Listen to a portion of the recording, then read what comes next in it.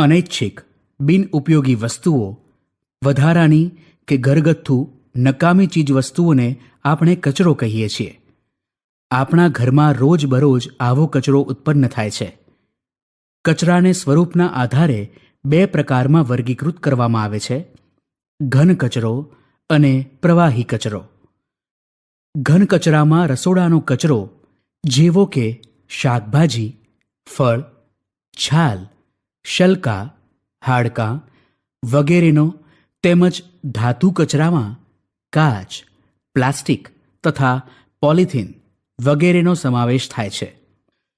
ઘન સ્વરૂપોની સરખામણીએ પ્રવાહી સ્વરૂપોની હેરફેર અને વ્યવસ્થાપન સરળતાથી થાય છે, જ્યારે પ્રવાહી કચરામાં સુએજના કચરાનો સમાવેશ થાય છે. જૈવિક વિઘટન એટલે નકામા કચરાને વિઘટિત કરવાની એટલે કે સ્વરૂપ બદલી નાખવાની જૈવ વૈજ્ઞાનિક પ્રક્રિયા. દાખલા તરીકે શાકભાજી અને ફળ. જ્યારે કાચ, પ્લાસ્ટિક અને પોલિથીન વગેરે જે જૈવ વૈજ્ઞાનિક પ્રક્રિયાથી વિઘટિત કરી શકાતા નથી, તેમનું જૈવિક રીતે વિઘટન થઈ શકતું નથી. આ પ્રક્રિયાને અજૈવિક વિઘટન કહે છે. પ્રવૃત્તિ: તમારા ઘરોમાંથી કચરો ભેગો કરો. આ કચરામાં બાફેલો ખોરાક, શાકભાજીના ટુકડાઓ, ઉપયોગ કરેલી ચા, મીણિયાની કોથળીઓ, દૂધની કોથળીઓ, ખાલી શીશીઓ, ફાટેલાં કપડાં, વધારાના કાગળ અને ખાલી ખોખા લો. તેને ખાડામાં દાટી પાણી વડે ભીના રાખી મહિના પછી અવલોકન કરો. આમાંની કેટલીક ચીજવસ્તુઓ જેવી કે બાફેલો ખોરાક, શાકભાજીના ટુકડા, ઉપયોગ કરેલી ચા, ફાટેલાં કપડાં, વધારાના કાગળ અને ખાલી ખોખા વગેરે વિઘટન પામે છે, જેના કારણે તેમના આકાર અને બંધારણમાં ફેરફાર થાય છે. કેટલીક ચીજવસ્તુઓ જેવી કે મીણિયાની કોથળીઓ, દૂધની કોથળીઓ અને ખાલી શીશીઓના આકાર અને બંધારણમાં ફેરફાર જોઈ શકાતો નથી, એટલે કે તેમનું જૈવિક વિઘટન થતું નથી. જૈવિક રીતે વિઘટન ન પામતી વસ્તુઓ વાતાવરણમાં ઘણા લાંબા સમય સુધી એમને એમ જ નકામી રહે છે અને નિવસન તંત્રના વિવિધ ઘટકોને નુકસાનકારક થઈ શકે છે. આ વસ્તુઓ ભૂમિમાં ભળે છે અને રોગોના મુખ્ય સ્ત્રોત થઈ શકે છે, તેમજ તેઓ ગંભીર રોગ સર્જી શકે છે. નિવસન તંત્ર. નિવસન તંત્રમાં વનસ્પતિઓ, પ્રાણીઓ, સૂક્ષ્મ જીવાણુઓ અને માનવજાતિ જેવા બધા જ સજીવો તેમજ ભૌતિક પરિસર એકબીજા સાથે આંતરક્રિયા કરે છે અને પ્રકૃતિમાં સંતુલન જાળવે છે. નિવસન તંત્ર એટલે જૈવિક સમુદાય અને તેમની સાથે સંકળાયેલ ભૌતિક પર્યાવરણ વચ્ચેની આંતરક્રિયાથી રચાતું તંત્ર. નિવસન તંત્રના મુખ્ય 2 ઘટકો છે: જૈવિક ઘટકો અને અજૈવિક ઘટકો. નિવસન તંત્ર કદમાં નાનું કે મોટું હોઈ શકે છે. દરેક નિવસન તંત્ર સામાન્ય રીતે એકબીજામાં પૂરક હોય છે. દરેક નિવસન તંત્ર વિશિષ્ટ બંધારણ ધરાવે છે અને ચોક્કસ કાર્ય કરે છે. પ્રકાર. નિવસન તંત્રના મુખ્ય 2 પ્રકાર છે: કુદરતી નિવસન તંત્ર અને કૃત્રિમ નિવસન તંત્ર. વસવાટના માધ્યમને આધારે કુદરતી નિવસન તંત્રના 2 પ્રકાર છે: જલજ નિવસન તંત્ર અને સ્થળજ નિવસન તંત્ર. જંગલ, તૃણભૂમિ અને રણ એ સ્થળજ નિવસન તંત્રમાં સમાવિષ્ટ છે. મીઠા પાણીના નિવસન તંત્ર જેવા કે નદી, તળાવ, સરોવર, ઝરણા અને એ જ રીતે દરિયો ખારા પાણીનું જલજ નિવસન તંત્ર છે. નિવસન તંત્રના ઘટકો. દરેક નિવસન તંત્ર મુખ્ય 2 ઘટકો ધરાવે છે: જૈવિક ઘટકો અને અજૈવિક ઘટકો. અજૈવિક ઘટકો. નિવસન તંત્રના બધા જ નિર્જીવ ઘટકો અજૈવિક ઘટકોમાં સમાવિષ્ટ છે. અજૈવિક ઘટકોમાં બધા જ અજૈવિક પરિબળો જેવા કે પર્યાવરણીય ઘટકો, અકાર્બનિક પદાર્થો તરીકે ખનિજ તત્વો અને મૃત કાર્બનિક પદાર્થો જેવા કે પ્રોટીન, લિપિડ અને કાર્બોદિતોનો સમાવેશ થાય છે. ખૂબ જ મહત્વના અજૈવિક ઘટકોને 2 કક્ષામાં વિભાજિત કરવામાં આવે છે: આબોહવાકીય પરિબળો અને ભૂમિય પરિબળો.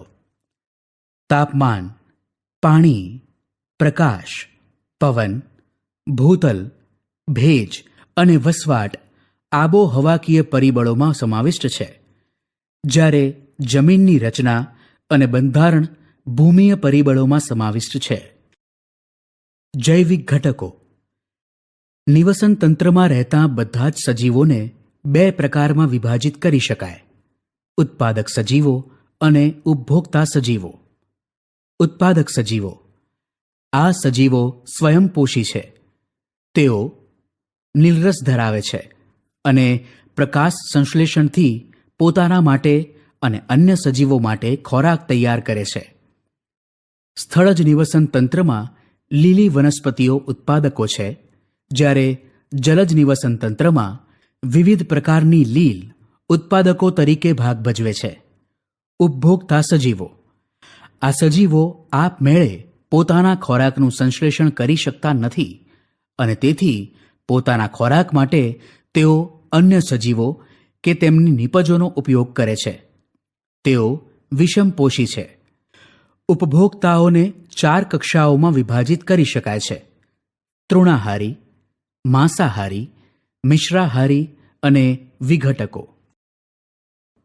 ઉપભોક્તા સજીવો. તૃણાહારી કે પ્રથમ કક્ષાના ઉપભોગીઓ. તેઓ લીલી વનસ્પતિઓનો ખોરાક તરીકે ઉપયોગ કરે છે. 1. માંસાહારી કે દ્વિતીય કક્ષાના અને તેનાથી નીચલી કક્ષાના ઉપભોગીઓ.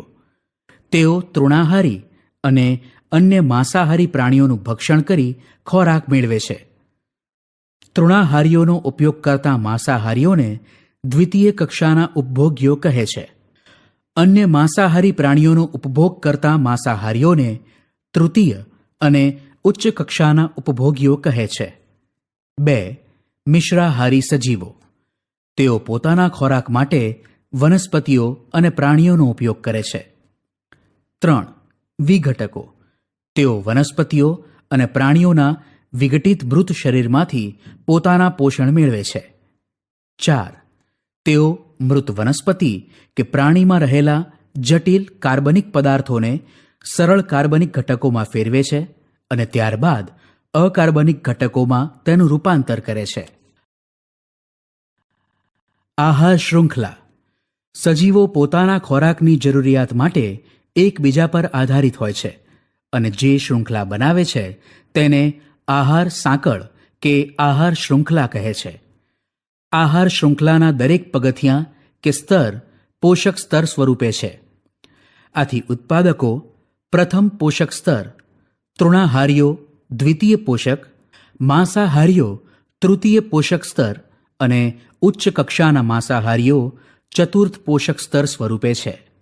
ઉદાહરણ તરીકે, તૃણ કે ઘાસ પર તીતી ઘોડા નભે છે કે જેના ઉપર ઉંદરો નભે છે અને સમડી કે બાજ દ્વારા તેઓ ભક્ષાય છે. આથી આહાર શૃંખલા પ્રાથમિક ઉત્પાદકોથી શરૂ થઈ માંસાહારીથી અંત પામે છે. આહાર શૃંખલા 2 પ્રકારની છે: ચરીય આહાર શૃંખલા અને મૃતદ્રવ્ય આહાર શૃંખલા. ચરીય આહાર શૃંખલા નીલરસ ધરાવતા ઉત્પાદકોથી શરૂ થઈ તૃણાહારીઓ, માંસાહારીઓ અને વિઘટકો દ્વારા વિસ્તરિત થાય છે. મૃતદ્રવ્ય આહાર શૃંખલા વિઘટકોથી શરૂ થાય છે, જે મૃત સડતા કાર્બનિક પદાર્થ પર નભે છે.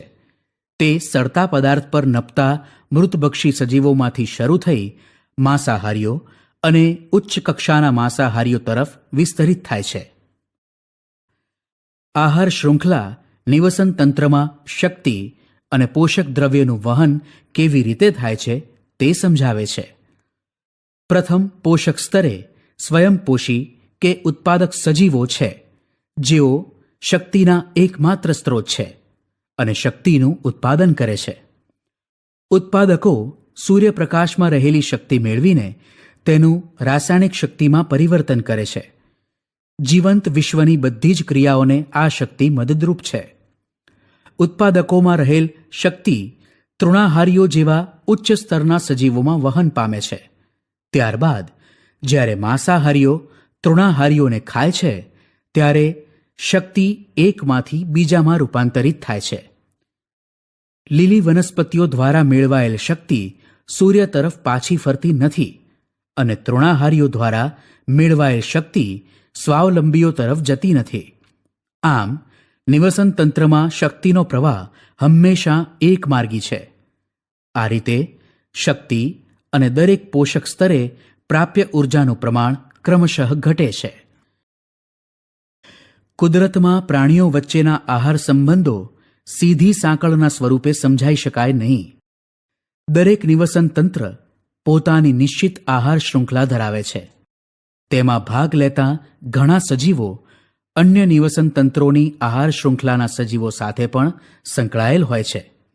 આમ નિવસન તંત્રોની આહાર શૃંખલાઓ સ્વતંત્ર ન રહેતા પરસ્પર સંકળાઈને ગૂંથાયેલી જાળા જેવી રચના બનાવે છે, જેને આહાર જાળ કહે છે. સ્થળ જ નિવસન તંત્રમાં લીલી વનસ્પતિ તેઓના પર્ણ પર પડતા કુલ પ્રકાશના 1% જેટલી જ પ્રકાશ ઉર્જાને રાસાયણિક ઉર્જામાં રૂપાંતરિત કરે છે. પ્રાથમિક ઉત્પાદકો દ્વારા જ્યારે લીલી વનસ્પતિનો ખોરાક તરીકે ઉપયોગ થાય ત્યારે ઉષ્મા સ્વરૂપે પર્યાવરણમાં વધુ ઉર્જા ગુમાવવામાં આવે છે. કેટલીક ઉર્જા પાચન ક્રિયામાં અને કાર્ય કરવામાં તેમજ બાકી રહેલ ઉર્જા વૃદ્ધિ અને પ્રજનનમાં વપરાય છે. ખાદ્ય પદાર્થનો લગભગ 10% જેટલો જથ્થો તેના પોતાના શરીરના નિર્માણમાં વપરાય છે અને તે આગલા સ્તરના ઉપભોક્તાઓને પ્રાપ્ત થાય છે.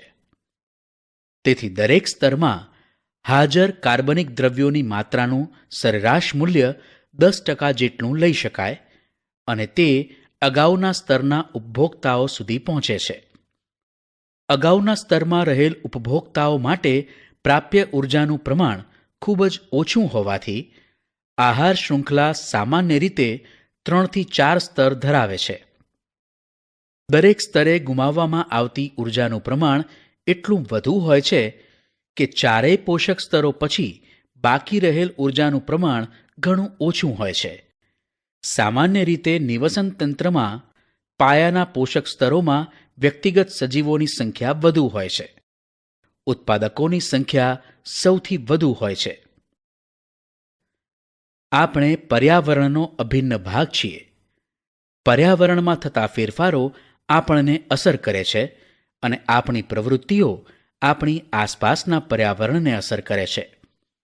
આ પ્રકરણમાં આપણે 2 પર્યાવરણીય સમસ્યાઓનો વિગતવાર અભ્યાસ કરીશું: ઓઝોન સ્તરનું વિઘટન અને કચરાનો નિકાલ. ઓઝોન સ્તર. આપણી પ્રવૃત્તિઓ પર્યાવરણને કેવી રીતે અસર પહોંચાડી શકે છે, એટલે કે how do our activities affect the environment. આપણે બધા પર્યાવરણના અંતર્ગત ભાગ સ્વરૂપે છીએ. તેથી પર્યાવરણમાં થતું પરિવર્તન આપણને અસર પહોંચાડે છે અને આપણી પ્રવૃત્તિઓ આપણી ચારે તરફના પર્યાવરણને અસર પહોંચાડે છે. ઓઝોન સ્તર અને તે કેવી રીતે વિઘટન પામે છે, એટલે કે ozone layer and it is getting depleted. Ozone એટલે કે O3 નો અણુ ઓક્સિજનના 3 પરમાણુઓથી બને છે, જ્યારે સામાન્ય ઓક્સિજન જેના અણુમાં 2 પરમાણુઓ હોય છે. તે ઓક્સિજન બધા પ્રકારના જારક સજીવો માટે આવશ્યક છે. ઓઝોન એક ઘાતક વિષ છે, પરંતુ વાતાવરણના ઉપરી સ્તરમાં ઓઝોન એક આવશ્યક કાર્ય સંપાદિત કરે છે. તે સૂર્યમાંથી આવતા પારજાંબલી વિકિરણોથી પૃથ્વીને રક્ષણ આપે છે. આ પારજાંબલી વિકિરણો સજીવો માટે અત્યંત હાનિકારક છે. ઉદાહરણ તરીકે માનવમાં ત્વચાનું કેન્સર ઉત્પન્ન કરી શકે છે. વાતાવરણના ઉચ્ચ સ્તર પર પારજાંબલી એટલે કે યુવી વિકિરણોની અસરથી ઓક્સિજન એટલે કે O2 અણુઓથી ઓઝોન બને છે. ઉચ્ચ ઉર્જાવાળા પારજાંબલી વિકિરણો ઓક્સિજન અણુઓ O2 નું વિઘટિત કરી સ્વતંત્ર ઓક્સિજન O પરમાણુ બનાવે છે. ઓક્સિજનનો આ સ્વતંત્ર પરમાણુ ઓક્સિજનના અણુ સાથે સંયોજાઈને સમીકરણમાં દર્શાવ્યા પ્રમાણે ઓઝોન અણુ બનાવે છે. O2 પારજાંબલી યુવી કિરણોની હાજરીમાં O+O મેળવે છે. O+O2 ગેટ્સ O3 એટલે કે ઓઝોન. 1980 થી વાતાવરણમાં ઓઝોનની માત્રામાં ઝડપથી ઘટાડો થઈ રહ્યો છે. ક્લોરોફ્લોરોકાર્બન એટલે કે CFCs જેવા માનવ સંશ્લેષિત રસાયણોને તેનું મુખ્ય પરિબળ ગણવામાં આવે છે. તેનો ઉપયોગ રેફ્રિજરેટર તેમજ અગ્નિશમન એટલે કે ફાયર એક્સટિંગ્વિશર્સ માટે થાય છે. 1987માં સંયુક્ત રાષ્ટ્ર પર્યાવરણ કાર્યક્રમ UNEP એટલે કે યુનાઇટેડ નેશન એન્વાયરમેન્ટલ પ્રોગ્રામમાં સર્વાનુમતે નક્કી કરવામાં આવ્યું કે CFCનું ઉત્પાદનને 1986ના સ્તર પર જ સીમિત રાખવામાં આવે. ક્લોરોફ્લોરોકાર્બન, હાઇડ્રોફ્લોરોકાર્બન અને નાઇટ્રોજન ઓક્સાઇડ રસાયણો ઓઝોનના સ્તરના વિઘટન માટે જવાબદાર છે. છેલ્લા કેટલાક વર્ષોમાં ઓઝોન ગર્તના આકાર કે કદમાં ઘટાડો થયો છે. ઓઝોન સ્તરમાં મોટા પ્રમાણમાં ઘટાડાની ઘટનાને ઓઝોન ગર્ત કહે છે. કચરો એ અનૈચ્છિક બિનઉપયોગી વસ્તુઓ કે ઘર વપરાશની નકામી ચીજ વસ્તુઓ છે.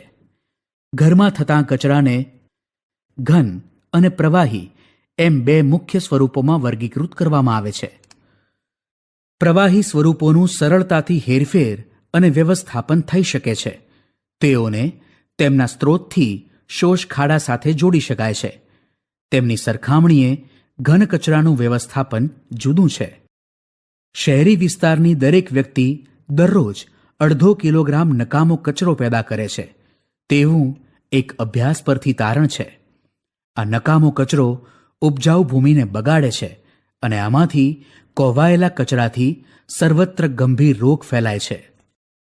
જો આપણે આ જ દરે નકામા કચરાને સંચિત કરીશું તો આપણે ભવિષ્યમાં આપણા બાળકો અને પૌત્ર પૌત્રીઓની ગુણવત્તાસભર એટલે કે તંદુરસ્તીસભર જિંદગીની આશા ધરાવવાના નથી. આથી આપણા દ્વારા ઓછામાં ઓછા પ્રમાણમાં કચરો ઉદ્ભવે તે અગત્યનું છે. ઘર વપરાશના કચરાનું વ્યવસ્થાપન. પેકિંગને ટાળવા માટે છૂટા ફળો અને શાકભાજી ખરીદવા. બજારમાંથી પુનઃ વપરાશમાં લઈ શકાય તેવી જ વસ્તુઓ ભરવાની થેલીઓ ખરીદવી. રસોડામાં જેવો કચરો ઉદ્ભવે કે તરત જ તેને થેલીઓમાં ભરી દેવો કે કચરાપેટીની અંદર મૂકી દેવો અને કચરાપેટી ભરાઈ જાય કે તરત જ તેને યોજનાગત જગ્યાએ નિકાલ કરવો.